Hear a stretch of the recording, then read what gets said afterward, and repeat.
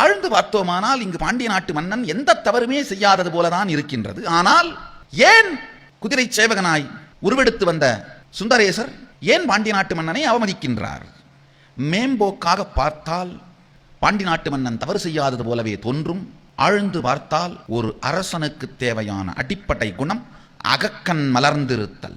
அவனுக்கு அகக்கண் மலர்ந்திருக்குமானால் வாதவூரர் இருக்கும் நிலையும் செய்த செயலும் எடுத்த முடிவும் அதன் இலக்கணமும் காதலின் நேர்மையும் புரிந்திருக்கும்.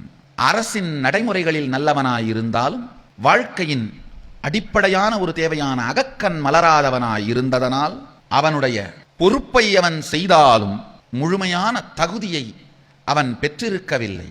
பாண்டி நாடு பரம்பெருமான் பரம்பொருள் சுந்தரேசன் நாடு. வெறும் விதி சார்ந்து இயங்குவது சாத்தியமல்ல, சட்டம் சார்ந்து இயங்குவது சாத்தியமல்ல. பீடத்தில் இருப்பவன் தெய்வீகமும் தெரிந்தவனாய் இருந்தாக வேண்டும். எப்பொழுதெல்லாம் பாண்டி நாட்டு மன்னர்களுக்கு விதி புரியவில்லையோ சுந்தரேசன் கண்ணகியை அனுப்பினான், வாழ்வின் மதி புரியவில்லையோ தானே வந்தான்.